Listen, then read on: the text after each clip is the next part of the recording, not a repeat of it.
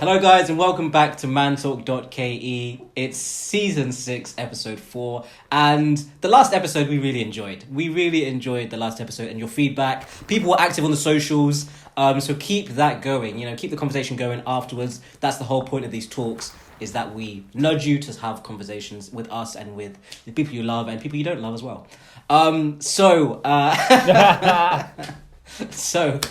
Oscar, firstly, how are you, buddy? How are you?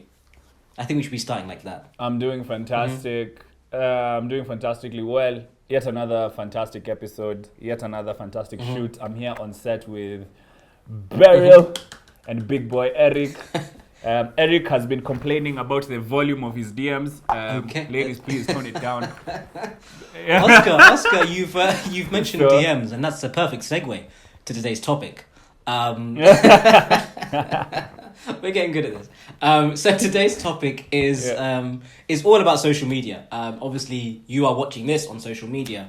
That's why we're all here together. This is the platform you're watching on. So we thought it would be remiss of us to not actually talk about social media as a whole.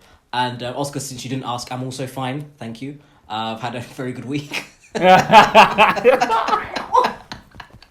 I'm good. I'm actually fine. Thank you so much for asking. But I'm actually fine. No, I'm in a really good mood today. We can't say what, but congrats, Oscar, on your week. Congratulations. Big week. Congratulations. We can't say what, but congratulations. Thank you very much. I think we can now, as we say on our lives, dive in and get into social media. So I think with every topic, we'd like to give context as to where we're coming from when we're tackling anything. If it's diaspora, if it's COVID, if it's this, what's our experience, and then we can have a conversation about it so people can identify with which side they're on. So the side of you, Oscar, if everyone's watched us since season 1, episode 2, was the man with no social media. That seems like a life... Was it episode 2? I think it was episode... I think it was episode 3. It's episode 3. It was episode 3. Yeah, but we used to film more than one episode in one day. That's what. Yeah. Okay. Yeah. That's a little trade secret, but yeah. So season 1, episode 3. You can go back and watch it. We've upgraded since then. But yeah, so you were the man with no social media. That's the name of the episode. Now, about 2 years later, coming up to 2 years later, now we're wearing leather jackets, snapbacks. We're on socials. Things are different. Things are. Things have changed. You actually said that. I'm wearing snapbacks in my leather jacket. Having cappuccino, avocado toast. And you got your signature bolt sign on the end of everything. Things are different now. Chat to him a little bit differently. Things are different, man. Man. Moving mad. Crazy. Moving mad. Yeah, man. I won't lie. Yeah. If you go back, I don't know. If you go back to that episode, you'll find someone who's I was very sure about what I knew, just the way I usually am. Just very sure about what I know and kind of my perception on things. And the only way, I think, my thinking at that time was the only way to change the narrative is to be part of that change, and basically actually join it and know what I'm talking about. And now that I've joined it. And now that we've done mantalk.ke together on the socials, and coming up with social media strategies, doing the reading, the research, listening to Becky when Becky speaks, because Becky she's a powerhouse, a monster, and Beryl a powerhouse. And Beryl, whenever she tells me, sit upright, Oscar. And Eric telling me, wear your hat straight, Eric. Bro, you look weird. Yeah. Big boy Eric. BBE. Anytime, the team has kind of taught me how to move in social media and how to understand it, and also my perspective, having come from outside of social media and then trying to use it in my daily life, I can say, bro, it's an asset. It's not a joke. It's really, really not a joke. This is an entire genre, not even genre. It's an entire subsector of media. It's an entire subsector that's very much unexploited. And very, very, if you ask me, misunderstood. It's very misunderstood. And that's why we're here today, to try and understand it. And that's why we're here to try and understand it, because I want to ask you a very frank question, because I feel like social media gets bashed a lot, mostly from people outside. Yeah. So at one point when you were outside, a lot of your fears, I wouldn't say fears, that's probably a strong word, but a lot of your reservations with social media, where you were saying that, if I remember the episode, that people aren't having thoughts of their own. People are very, it's like an echo chamber, and everyone's just feeding from each other, and no one's being individual and just identifying with their own beliefs, because they're just hearing someone else, taking a bit of that. Now having joined it, and now being somebody that now does put their opinions and puts their insight and expertise and just knowledge into that space, how has your mindset changed as to that kind of information exchange? I think the information exchange is pretty much the same as I thought before. There's a lot of unqualified opinions hanging around on social media, and there's a lot of opinions that are running unchecked. But the thing that's really, really important, I think, is you have to kind of maintain your own position, your own stance based on the research that you make. And then you invite others into a conversation, kind of like what we do with mantalk.ke. Like, let's have a conversation around like the issues that we're actually facing as a society, and let's try and have constructive, dialogue. I don't think there are certain sectors where social media does not have constructive dialogue. It's just like bashing. There's a lot of cyberbullying. Twitter. No. Like there are certain platforms, even Instagram, and I've seen some really harsh things said on Instagram, and like I've seen some really harsh things said. But that notwithstanding, I want to use kind of our experience as a reference point as to how social media can be very powerful. So far, we've worked with the National AIDS Control Council. And we've started the mantalk.ke platform, and we had the opportunity to talk about the HIV/AIDS experience in the context of men. Like, how do men, view society? How do men move in society? What are the experiences that men have in contrast with rural and urban societies? Like, it was a fantastic panel, and all that came from what we do here on social media. Then there was also the other call. We did an episode on vaccine equity. And then we had a constructive conversation with, the Kenya Medical Practitioners and Doctors Union, and we're currently in talks with other organizations to enhance vaccine equity in Kenya. And that comes from social media. That's like social media that I can stand behind. It's like we're trying to just have conversations. We're not saying that we are qualified or anything, but it's like social media at its best actually has positive good. So that's my perspective on that. It's like, as much as social media gets the shorter end of the stick, I think if you use it correctly, and if you use it, especially for young people, because we understand it and a lot of generations don't, we can be able to create value in unique and rare ways. I think that's my POV on that. You, Eli, the socialite, I hate the one who's getting me in trouble in my DMs. Girls are DMing me not to say hi, Oscar. They're saying, hi, Oscar. Can I talk to Eli about this? You guys, Oscar, listen, they're only human, so I can't blame them. Now,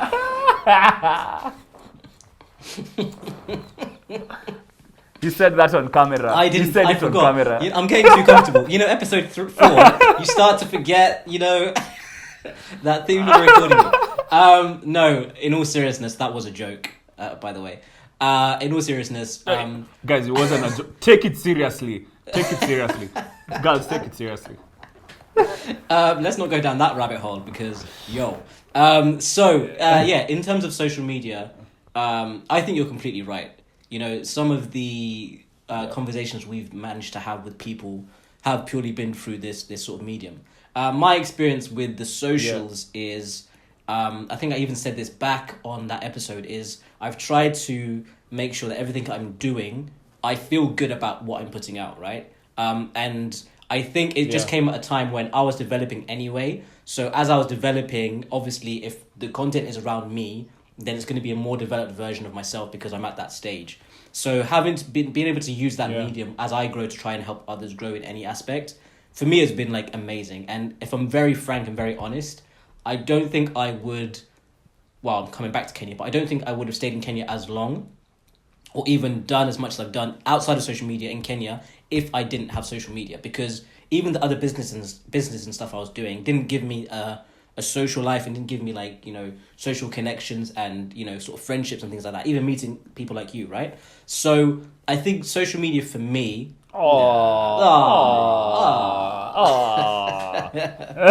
So for me, I don't think I would have enjoyed Kenya as much. I don't think I would, you know, be wanting to come back in like a few weeks if I hadn't had that sort of medium to be able to connect with people. So yeah, as much as people do get bashed, and you know, they're like social media gets bashed by the older generations, what we found with conversations is, and this is the next question I wanted to sort of pose, is as it's developing, I feel like, you know, these archaic institutions, they're kind of saying, okay, it started as a joke, like, you know, leave them, it's just a fad, you know, this is not how we do things this way. And gradually they're starting to realize and starting to ask people like me and you, okay, now we need to, what do we do? And it's been now it's like, okay, we didn't take it seriously. Now, before they wouldn't even reply to a sort of email. Now it's like, okay, guys, how do you think we can plug in to social media to try and change our strategies? Because, you know, the attention shifted over the last few years. So I think for me, it's kind of sort of validated the fact that we are in the right space. Definitely thought we're in the right space. The other side of social media for me has been that what I've noticed is, as much as these archaic institutions want to use it for good, I feel like a lot of the time the systems that we haven't actually caught up with the beast that is social media. Because I feel like, you know, if things like laws, if you're talking about things like just social dynamics and just human nature, I don't think we've caught up to what social media is meant to be yet. Because if you look at things like, you know, the whole data issues, if we're looking at things like, you know, crime, there's different ways of like, there's different crimes that haven't even been like written in yet, but they're starting to try and catch up. When you're thinking about things like using somebody's image inappropriately, you know, that sort of stuff, we've realized that, you know, laws are trying to catch up with that. So that's another side of social media that I'm very curious to sort of talk about.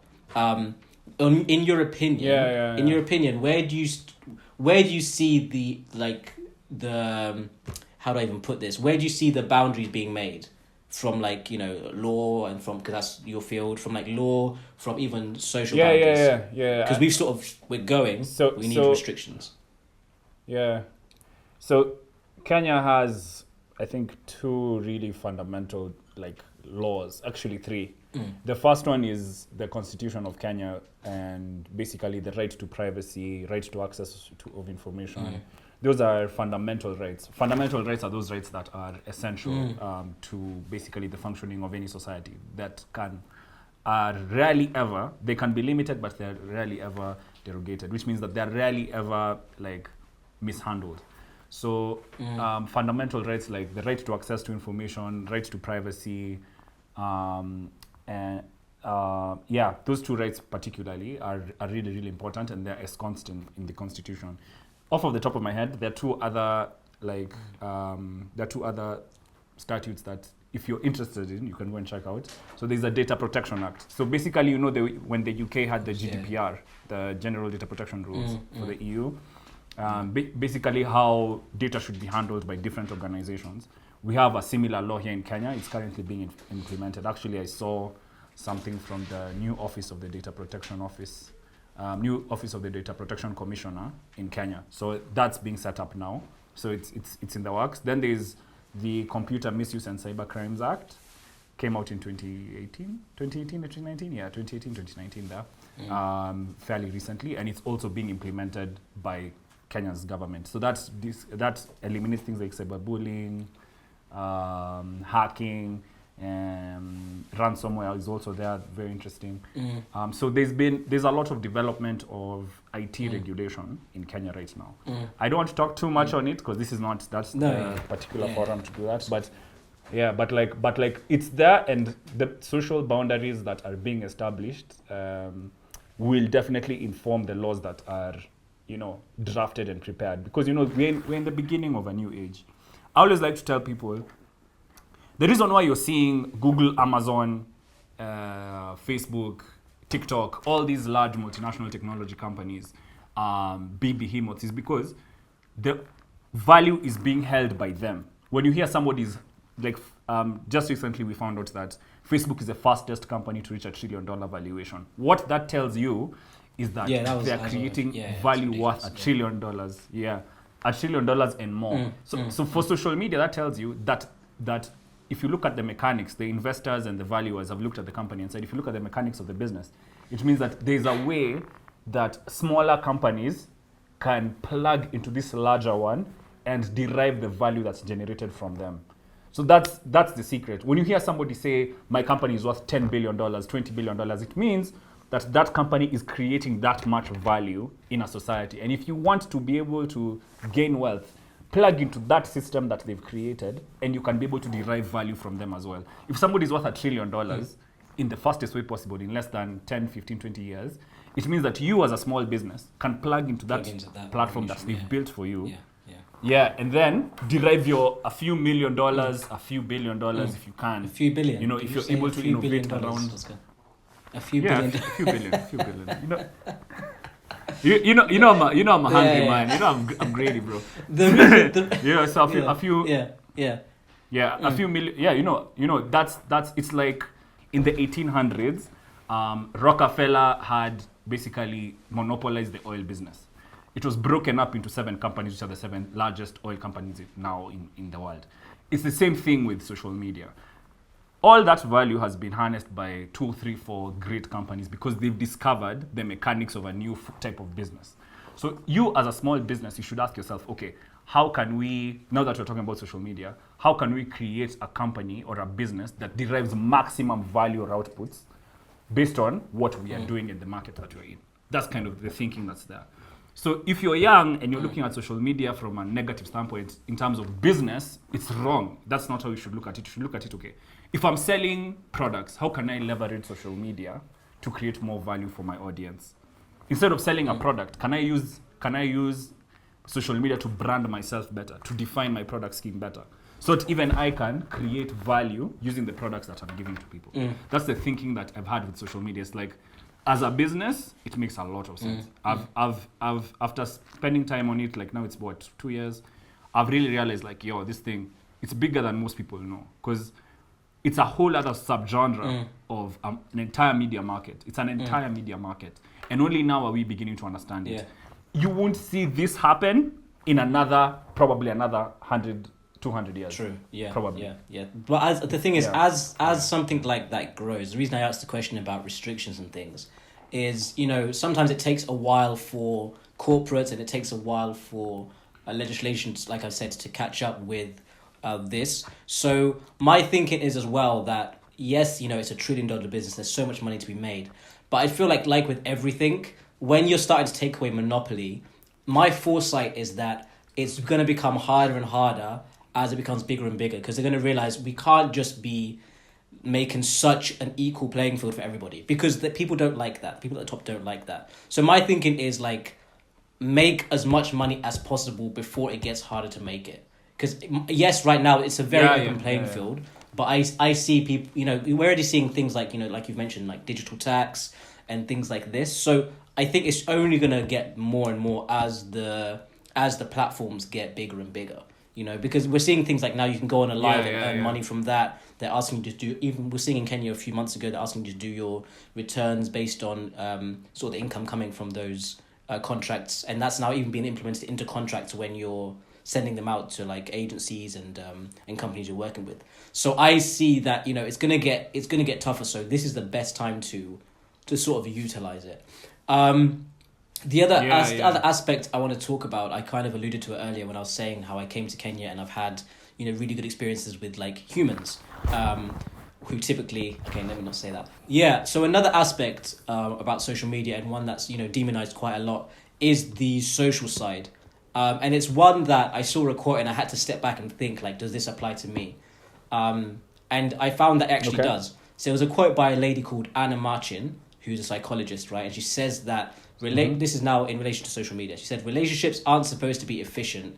If we try to have efficient social relationships, the quality goes down. And the cost, particularly in relation to your mental health and physical health, goes up.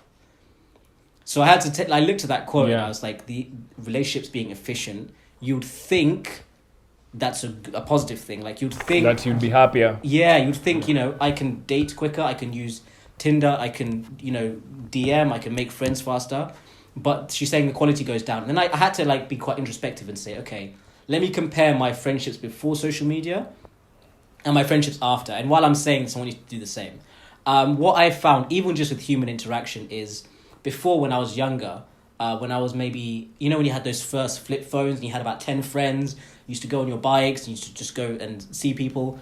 I found that if I was talking to somebody on my phone, I cared. Like, I'm not saying I don't care now, but I used to really care. Like, I'm invested in that conversation, right? And like, I pour things into it. Yeah. And even when I'm typing it, and then abbreviations like lol and stuff started to come. But now when I look at my phone and I go through maybe my DM, my WhatsApp, or whatever platform I'm using, I feel like I'm more detached. Like, I can write ha ha ha just with a straight face. Like, I'll be saying that was funny, I'm dead right now. And then I was... Wait. Huh? Eli. When you had a flip phone, you used to write ha ha ha, but you were laughing. Is that what you're trying to tell me? Yeah. Is that what you're trying to tell me? There was a novice. There was a novelty about it. Like, I was more invested for some reason in the conversation. But now, I think because I can talk to like 300 people at one time, I would never want to do that in one day. But like, I can talk to multiple people in one day. Naturally, I can't spread. I've only got a certain amount of energy, so I can't spread that. So that means that the relationships that now I'm gaining through socials, even though it's more efficient and there's a bigger quantity, there's less value sort of spread out. That's what I found. I'm much more detached. Even as my following has grown on Instagram, the way I used to reply to people, if anyone is talking to me in my DMs right now, you know how bad I am replying, and I apologize profusely. But before... No, he doesn't. Ladies, he's lying to you. I know the truth. But I found before, when I had like maybe 2,000 followers, I used to know everyone. Yeah. I used to care. I used to, if I'm talking to you, I'm really there. But now if I'm talking to someone on DM, I'm not there. Like, honestly, I'm not really there. And I've kind of even seen that translate into physical now interactions. Because personally, when I'm been in Kenya specifically, and I go to social media like greetings or launches and things, my interactions are very fickle. And I'm nervous now that, I don't have as, if I'm being very honest right now, because that's what we're supposed to do here, is I don't have as many deep relationships. The ones that I have, and maybe people like you, because we've talked about things offline a lot, met up offline a lot. My boys, when I come back home, we were there before socials.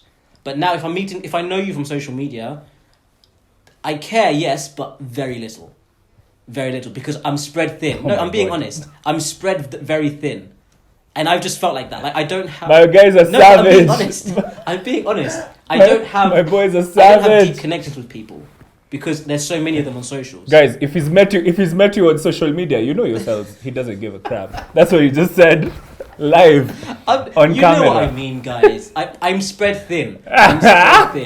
I'm spread thin, so it's harder for me to have meaningful relationships with people and have deeper conversations with people online. Let's put it that way.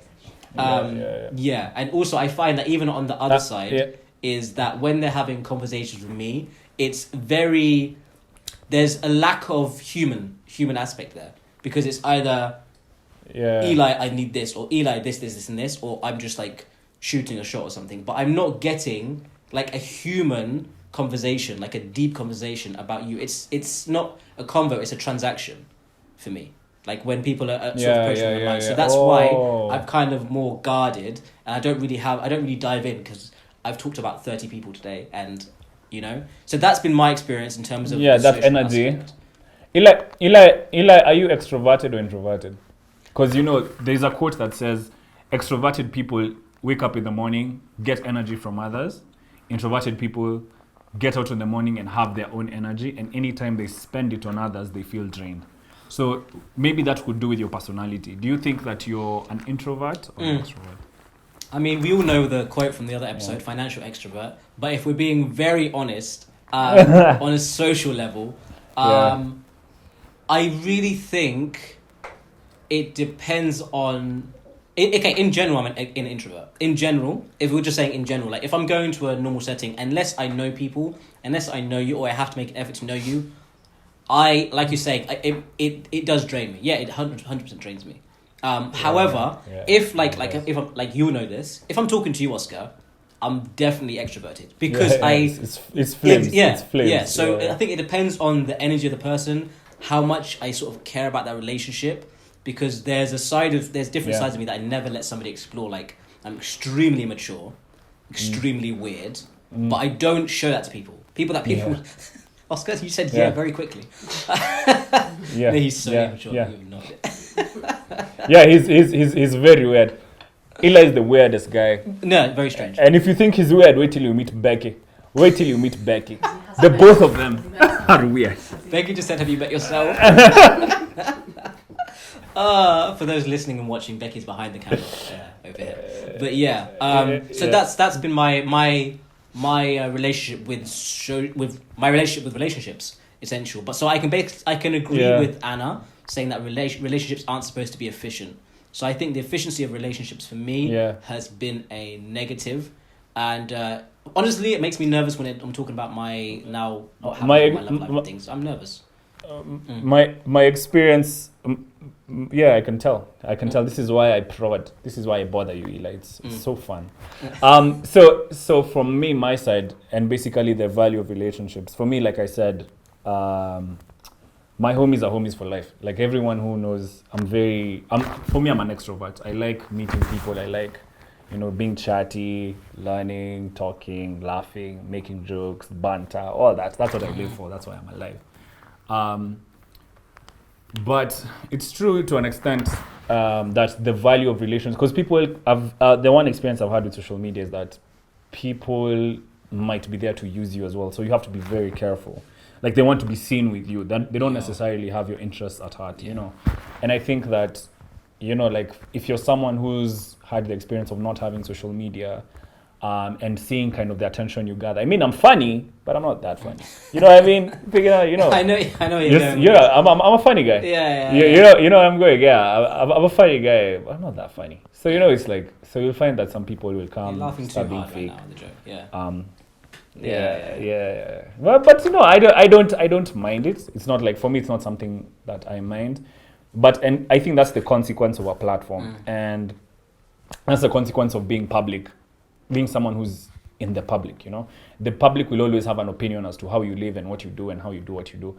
Thank God I'm not as bothered. I'm not like as huge of a celebrity as the other man in the mantalk.ke. There's a third member. Brand. I'm not like, so for me, I don't get bothered as much. But for me, I think kind of the way the Mantalk brand has worked for me has been fantastic, because everyone I meet who watches our content is always so happy to be around. And it's that kind of warmth and camaraderie has been of benefit, because if you look at where we do our charity stuff with feedingsouls.care, whenever, shout out to feedingsouls.care and One Boy Carrier Foundation, they'll shoot me if I don't say it. So whenever we are working with them to do stuff for like charitable organizations and stuff, I always I'm amazed by the Mantalk community that we've kind of built from scratch, and the quality of the people who come. Because, that I feel like, because we're not about, the slander, we're not about the negative energy. We're just two guys trying to, make a difference in the little way that we can. And just seeing Kenyans pull up for things like those has made me kind of grateful for the platform that we've created and just seeing how they behave. I do admit that there are certain negative aspects when it comes to social media, especially socially, because it's, sometimes, you'll find that people develop an opinion of you, and we've seen it in the comments as well, that is quite tragic. And the consequences can be far-reaching, because people don't know what you and I go through to kind of put these shoots together, to put out this content. So there's sometimes there are DMs that can be a bit discouraging, but it's fine, everyone has a right to their opinion. Everyone has a right to. Some people are stressed. Yeah. I love the haters. I love them. You watch it, you still get me a check. It's cool. Side can be hater. So sometimes that's the experience I've had where we have a fantastic Mantalk community, and there are some people who don't necessarily view what we're doing in the right way. So we get some hate, but that's kind of the consequences of living publicly. And that's something I'm cool with, because I know that in the long term, the benefits will outweigh the net losses. And even in terms of your personality, like, and how it's kind of changed you, like the way you've said, like you're an introvert who has to be extroverted in order to kind of achieve their ends and their goals. And for me, I'm an extrovert. It's easier for me as to interact with people, but it still gets draining, because like it's not, like sometimes you really want to take a second, you really want to take a break, but you can't do it because like consistency is what builds the brand. And that's what we've done with Man Talk. Like, we've tried our best to be as consistent as possible. And in 1 year on Instagram, we were at what? Last year we were what? 1,000. Now we're at 10,000. And that consistency, it forces your personality. If you're someone who's slow, who doesn't necessarily like to apply themselves, like, social media has forced me to kind of take new skills and meet new people. I've met an amazing new group of people in my life right now. From Rotimi and his fitness. I know he hates me whenever I say fitness, because he still pressures me to do press-ups, but who am I to listen? Rotimi, Elvira and the Feeding Souls thing.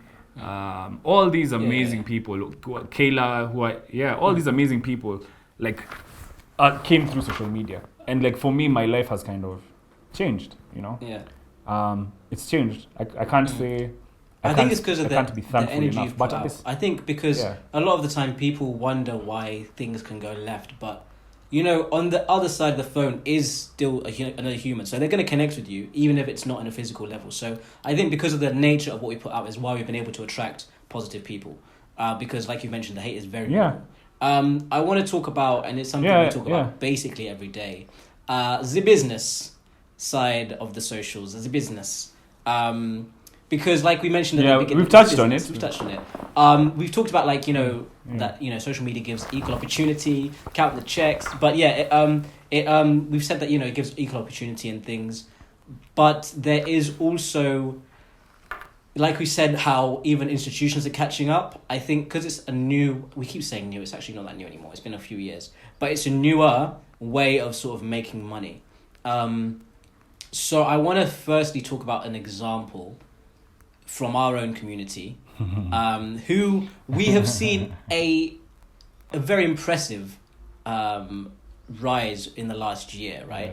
Our girl Elsa Majimbo, right? So I want to use her as an example of the business side, because I see a lot of quotes saying, Lord of Elsa, remember me, and whoever's Elsa's manager is right now, I'm here. So I want to talk about how somebody like that, like Elsa, the life can change because the business is done in the right way. Because here's the thing, I think what's happened is things have been done the right way, and there's a lot of people like her that, and this is not any shade, that might be funnier, they might be better at what they do, but the business side has not worked how Elsa's has worked, right? Maybe there's an aspect of timing, right place, right time as well, now matched with the talent, meeting opportunity. But I want to talk about the business side of how we've seen Elsa's maneuvering within the business. That chick is a 15-time chess champion. That, even for you to say that, for me to know that, that's like intentional. That's information that's intentional. Wait, is she actually a champion in chess? She didn't wake up. Or is it like a thing? No, she literally is. Yeah, she is. Mad. Oh. Mad. Like, I thought it was a joke. For me to say that and know that means that somebody put out that information. Like that. She's not just a chick who's eating crisps on a platform, bro. Like, this chick is mad. Like, if you ask me, she's crazy. So she plays chess. Crazy. I honestly. Yeah, she's crazy. She's 15 times. So she's been playing chess with social media now. She's been moving. Mad. She's been moving mad. What? Yeah, she's been moving mad. Like, and like the thing about it is, I kind of get why, I don't know, I saw an interview where she said, like, she's been subjected to a lot of colorism, a lot of this or that. I understand, like, that perspective, and it's a very disheartening thing when you're very young. But my God, I don't think I've seen, she's easily, I might actually say that she might be the largest influencer in this part of Africa. 100%. The Eastern Africa. Hands Eastern, down. yeah, for sure. And like, yeah, Eastern Africa for sure. Like, no doubt about it. South Africa, it's a large economy. It's different influencers are there. But for me, what I really admire is the fact that she's not changed. No, there's not much that's changed. The girl is the same. The content is the same. The personality is the same. Yeah. And we have to celebrate. We have to, at some point, Kenyans we have to come together and celebrate this chick, because for her to achieve what she's achieving at that high level, to be a global brand at that high level, and she's done it. Here in Kenya, we are very famous for connections. Family knows somebody somewhere, lifts you up, puts you somewhere. But like, this girl has single-handedly carved a niche for herself. And you've said that she was just being herself. That's so key. I was talking to my sister before, and we were talking if we're just going to go down the route of a black girl making it on social media and the business and that sort of thing. We were saying that a lot of black creators, firstly, on all platforms, our content is suppressed a lot of the time, which is very frustrating. But what we found with Elsa is that she's been able to be herself, not have to do anything excessive to achieve the success she has. Yeah. Because a lot of the time we find, especially black girls, I see it with my sister all the time and it frustrates me, and I see it with like other creators in other places. Like, for them to get the recognition and for them to get the revenue and the attention that they need, the kind of quality they have to put up is insane, right? And that's why Elsa, an example of, I'm just going to get my phone and I'm going to be relatable and it's going to work and people are going to plug in and it's going to work for me. But a lot of the time we find that find that our white counterparts, and this is not any shade, can just put zero effort in, just mediocre content, just be there, and their following will rise just because they are who they are, just because they fit the mold of a typical like a white blonde girl living somewhere, middle class, wears a normal brand, and we see that across the board. Well, it's the like in rap and hip hop, like, people used to say that about Eminem, how like because he's white he gathers a white audience which is larger, but there's some effort and skill that's put into the work. That notwithstanding, I do acknowledge what you're saying. That especially black female content creators run a risk of being put in a certain, like, I don't know, box, like if I was saying, within certain limitations, within a certain ceiling. Because you'll find that there's a content creator I really admire and I really think she does a fantastic job. She happens to be black and light skin, basically, mixed race, black and mixed race. So like, most people expect her content to be her showing skin, because that's a lot of the expectations that have been put on her by society. Yeah, but then this girl has been putting out content on society, feminism, really fantastic. Like, wow, you look at the content, you're like, Jesus Christ, this girl, like, she can do it all. But like, everybody's put people in certain boxes. You look at her comments, people are saying, oh, that's not why we're here, la la la. It's like, yo, fam, like, basically put some respect on her name. Like, put some respect on her name. I've seen a lot of content creators who are women, beautiful, and like, if they're beautiful women, then the expectation suddenly becomes, like, put out content that's like, based on your body instead of your mind. Yeah. And then there's also men who, like, when men put out content and the content is like vulnerable conversations and stuff, you'll find that people are like, why are these guys having conversations? Like, we want to see, fitness, gym stuff, testosterone stuff. We're like, yeah, we'll get to it, because the budget, we have to get to a certain place where you can do that. But like, people aren't really interested. People are very good at putting creators in a box. And just to circle back to Majimbo has managed to go through the criticism, because I hear, if you look at her interviews, she did go through criticism, and she's created her own niche that is not local, it's global. And she's relatable on a global level. So like, for me, when I look at her, it's like, this girl is a story of, she's beaten, and I always say it, she's beaten kind of the standards that people set for her, because she set her own standards. And now we are only now experiencing kind of the vision that she's had for herself. And that's like the most powerful thing about social media. She's an example of what social media's power can be. It's like, somebody's standards have now been made manifest by their own actions and creative identity. Her own creative identity. She's made her own niche to glow outside of everyone's context. Like, you can't sit down and tell me somebody in Italy can sit down and imagine a Majimbo. Majimbo imagined it for herself. and she went out there and she got it. Yeah. And that's why I think she really deserves a celebration. That while the rest of the world puts Africans within a certain context, a certain box, so does Lupita. You put African people, dark-skinned people within a certain box, a certain context, they always break out of that mold if they're, if they have that vision, that drive. And for me, that's like social media at its highest level is that the ability for people to create their own narrative, even for their products, even for themselves. Yeah. That's like the meta play. That's like the meta of social media. No, I agree. The thing is, for me as well, when do you know when I first started seeing Elsa, because we're using her as a prime example, when I first started seeing, things going very well, there's a certain trauma that we have as black people when we see white people appreciating someone. We're like, well, what are your intentions here? I felt that. I was like, what are you doing with that? Like, what's going on here? What? Because I don't want her. I feel like a lot of the time they'll take somebody black and be like, okay, we've got a black person doing this now. We're going to exploit. Look, we're supporting a certain black person. So when I first started seeing the rise and certain people reposting her, I was like, what's going on here? But what I've loved about her sort of journey and the way she's maneuvered the business side of it is she has just exuded confidence. So even if you were there for that at the beginning, she was like, this is what I'm doing. And I feel like even the energy she's putting out, like we were saying, is what's coming back to her. Because that kind of confidence, that level, is what other people can resonate with and be like, okay, we can't just pretend she's a naive girl. This is somebody with a 15-time chess champion. This is what we're working with now. So she fits in those Be careful. groups. Talk to her nice. Because for me, it's really, it's ridiculous. It's honestly, from where I'm sitting, it's unexpected, it's unprecedented, and it's unusual. But it shouldn't be. For a Kenyan... Yeah, exactly. But for us, it's like a Kenyan girl who's 19, who just turned 20, to be able to execute at the level that she's executing.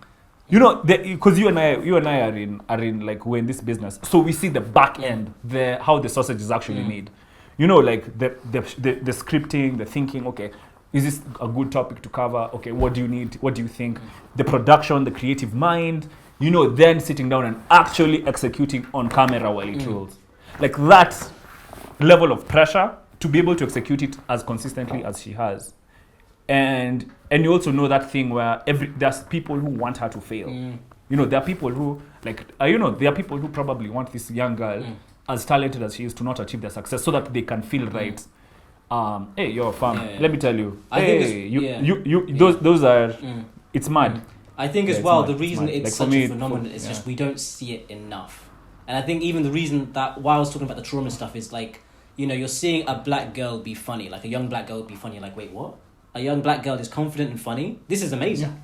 Do you see what I mean? I think that was the kind of, the when I mentioned the trauma and the people trying to sort of exploit that character, is because it's so, it's such a rarity. Do you know what I mean? It's such a rarity. Bro, it's not a rarity. Them. It's the rarest. It's never been seen. That's what I mean. That's the whole point. Yeah, for them it's maybe. a rarity for them to see. But from okay. From your perspective, yes, but from my perspective as a Kenyan living in Kenya, it has never been seen. I'm not going to say it's a rarity. It's a once in a generation. Kind. No, my point was for me, for the people outside, and the fact that outside she's being embraced so much outside. Is, for me, the rarity I was talking about is those people maybe in America and stuff, they're saying, what? A black Kenyan girl. Have a typical, there's a black Kenyan girl that is being funny and I'm relating to her. That's the rarity I'm sort of talking about. Do you see what I mean? I get exactly. I understand that exactly. But I also want you to appreciate the context that I'm coming from. Being in Kenya and living in Kenya, seeing someone who's 19 years of age, put out content, because you have to understand our economy is set within certain streets. The Kenyan economy has largely been agricultural, an importation economy that's very, very developing. It's in the developing phase. So for us to see a young girl be able to put out content and then enrich her life exponentially, this is wealth that's starting to look generational. This is wealth that you're looking at and you're this girl might make, by the time she's done, she might be goated. This might be she might be making more money than certain economic subsectors. So like you're like, yeah, this girl is legit. For us guys who are in developing economies, seeing a girl be able to do that with social media, you can imagine how many now people are seeing it as a route. You know, it's a route that you can use to be able also to gain that, you know, that level of success. So like that's just what I'm saying. Like it's a very rare thing. It's a once, it's a very rare thing for it to happen within the context of Kenya and the context of within the context of Africa, even Eastern Africa as an Eastern seaboard, Eastern Africa where we have Kenya, Tanzania. It's very rare to see an influencer like lift herself up from where she is at that young age, and us looking at her and saying, "Oh my God, this is different, but it might change the game." She's changed the game, bro. Like, but you know as well, like, you know, she's an example of excellence, right? But there's the other side of it where, you know, I was saying how, you know, that's now a level of excellence, and now I want to just speak to the flip side of that. Is that I think as well, I heard somebody say this and I related so much, that, you know, every time if you're Black or African or anything, you're doing anything in the Western world, you have to be the best. You need to be excellent. It needs to be Black excellence all the time. And I was having this conversation afterwards, and I realized, like, we should also be able to be just mediocre and still, like, you know, make money and still just, so I know, because, you know, every time if a Black person's ever doing something, if you're a black artist, if you're a Black corporate in a white world, for you have to be excellent. Like, we also want to just be like, because, you know, not everybody is made to be top tier in their industry, right? But I think, you know, when we talk about equality, what we want even in the digital space is, I think a lot of the time the frustration comes is that we want there to just be a plethora of Black creators that are just good, that are just good. Like, we don't want them to always be, you know, they do amazing graphics, they do amazing this. Like, sometimes we want to just be able to get the same paycheck as somebody else for doing normal standard content creation. Because that's what I've seen. I've seen the frustration, especially, like, my prime example is my sister. I've seen that, like, for her to even make the same money as maybe a counterpart, it has to be so excellent. You have to stand out so much, because it's just, like we were saying about the rarity of Elsa. Like, now we're just using it as an example, is the reason we're celebrating her is because she was allowed to just be normal, be herself, make those normal videos and be celebrated. And we've seen what happens when you are celebrated just being yourself and normal, because now she's doing the excellence, right? But I think the point I want is that for all other creators, we don't have to all be an Elsa. We should all just be able to be a standard content creator and still sort of get the same, like, revenue and opportunities. Which brings me to my final point that I want to talk about, which is now the struggle we've seen. And I don't want us to rant, and there's a risk of me doing this, but the side where the way corporates take the mick when it comes to anyone in the digital space, the way that, you know, there is a lack of, we use the word all the time, respect that's put. Just there's a lack of respect put on digital people in the digital space. I've personally seen this, and I don't. If anyone follows me, you've noticed that I've kind of gone a bit because I'm not. Apart from man talk, I'm kind of at my wit's end when it comes to creation as Eli, because there's just been so much disrespect that for me, I'm just gonna go and get the bag somewhere else and miss it somewhere else. Apart from man talk, which I'm very passionate about in terms of, you know, making the content and those kind of connections and creations, you know, on this platform, and even with the corporate side of that too, because, you know, this is something we're doing every week and talking. But when it comes to curating content and then getting a check for curating that content, sometimes I feel like the struggle, and it discourages a lot of people, like the struggle, and then the end result, even after the struggle, the check that they're trying to insult you with afterwards, can make people just sort of throw their hands. So I've sort of personally taken a break, and I'm like, I'm going to wait for a bit, because I've got to my wit's end on that side. There's still checks that I'm waiting for. Even back in Nairobi, that just haven't been paid. Like, to this day. To this day. To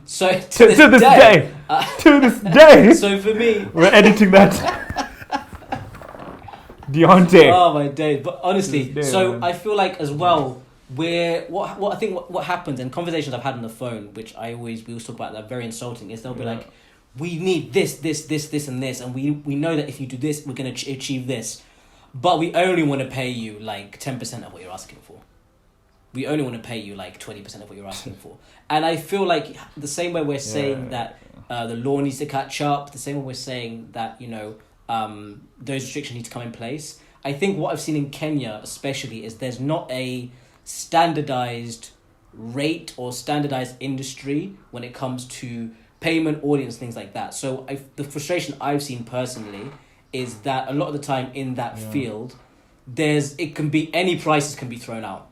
And so there's no standard. So people get frustrated because if I accept a low paycheck, then they're going to come to me next because they can get it for cheaper. And now the person that's actually put their worth on their product can't get a job because everyone's undercut them because they're not being respected. So they think, this must be the standard. I know the answer, but just for everyone's benefit, how have you found navigating the business side of social media, in obviously the context of what we do? What's been your... Man, it's I feel like maybe my perspective is a bit, more sympathetic because this is a developing economy and I recognize that, and I know that there's a lot of gatekeeping, a lot of corruption, a lot of personal relationships that result in business, not necessarily your own performance and your performance metrics. So when you sit down and you look at, let's say, Mantalk, a year ago, we were 1,000 followers on IG, 500 or 100, 500 to 700 subscribers on YouTube.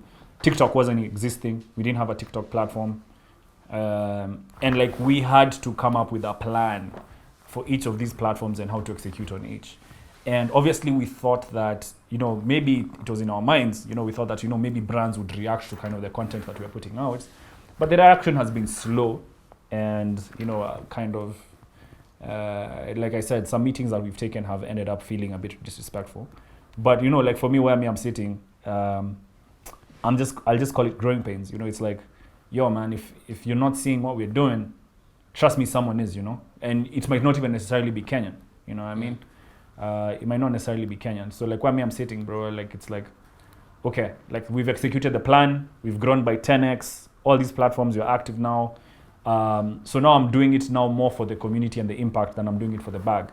Because before, we had this conversation, where in that team meeting, we were sitting down and it was like, Becky told us, stop thinking about the money. You guys need to start thinking about the impact. The money will come. So that kind of mentality is what has stuck with me. Where the team kind of sat down and told us yo, you just keep pushing, and we'll see kind of where it goes, and just keep executing. And that's what we've been doing. We've just kept executing. And for me, it's just So that's my perspective as to the internal business. The external business environment for me is that it's a bit sad. Okay, what's going to happen now? Now that we've taken meetings and you've been disrespectful, there's a probability that we hit the targets we're meant to, and your own employers or your own companies, your own seniors are like, how is it that we let this slide? How is it that these guys are in conversations with us and we kind of ignored them? Why are we hiring you? There'll be a personal effect because that means that, you're not good at your job. It's sad to say, but that's what might end up happening. If someone takes meetings if you're a creator and someone takes a meeting with you and you have a plan and a vision and that person kind of disrespects you, expect it to happen in 4 or 5 years when you're, hopefully we pray, Majimbo level. You're going to be asked in a meeting, yo, we've seen the proposals that they put in front of us. We turned them down. Your job is supposed to be to anticipate people like this so that we can be able to market through them at a discounted price because of the relationship that we have. Why on earth, do we hire you? That's kind of the way it will be. Why do we have you then? If you don't understand what they were doing, why are you sitting on that chair at the level you're sitting at? Clearly, you don't understand what's going on. And that's the ruthless side of business. If you continue to execute and you continue to create content that everybody loves and resonates with, then in the end, the people who said no to you will have to look at themselves and their companies in the mirror. I saw a perfect example. You know what I mean? With a content creator in the UK, and he does these. You might have seen he's in the music industry, and he does they go to a studio and they do a freestyle, right? And so basically he put a tweet out the other day, and he was saying that an artist that used to laugh at my model in terms of bringing people to the studio, filming it, and then filming my reaction to them. They used to laugh at that, and now that same artist 2 years later has just messaged me asking if he can do a studio session. Then he remembered and he rejected the guy saying, no, remember you said this about my model, so basically keep the same energy.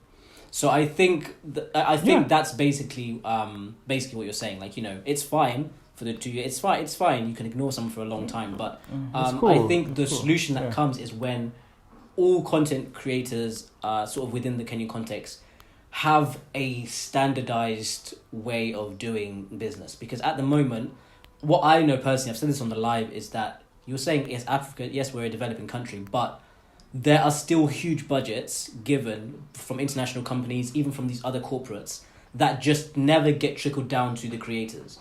Because before it gets there, it's the same problem we're talking about. If we want to make a difference in our generation, in every industry, is that we can't do the things that our parents and our parents' parents did, which is that the bag comes from somebody, I won't say a company, but like a tech company, international tech company that has a branch in Kenya. This is the budget, there's a few million. And then the agency gets the money, and then they say, okay, we're now going to assign budget to these people and tell them what the budget is, but then we're going to keep like half of the budget, even though we're supposed to distribute that because we're getting our percentage anyway. So now what happens is now the content creators get disheartened. Your industry standard doesn't go up because people like me, if I'm an example, I'm good at what I do, but I don't want to do it right now because I'm frustrated, because if I'm going to that company and they're saying this is what they want to give me, I'd rather not do it. And then your industry standard doesn't grow because I don't put something out, another man doesn't see it and then decide to make something similar. We don't start bouncing ideas around. We don't start growing as a digital content creation economy because these people in the agencies, these people in those offices have decided to do the same thing the politicians do and keep money. That's what I've seen. They're just not distributing the budgets properly. So,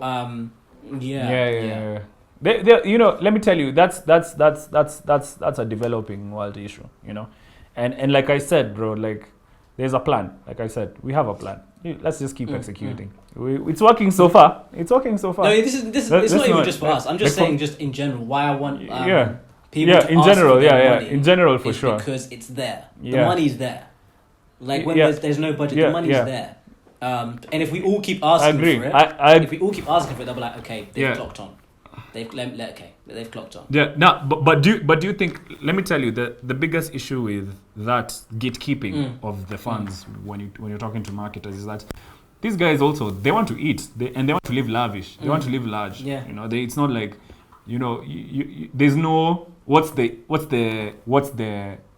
the check for brands or for agencies that do these things. Nothing. There's no check, there's no law, there's no regulation, there's nothing that prompts them to do what they need to do. So they'll keep doing it. They'll keep living the large lifestyle and living a certain way until something prompts them to. So maybe your route is good, where you sit down with the influencer economy and you say, guys, we need to make a change. Another route is to just grow outside of this economy. That's another route. I'm not saying it's the route we'll take, but that's another route. Yeah.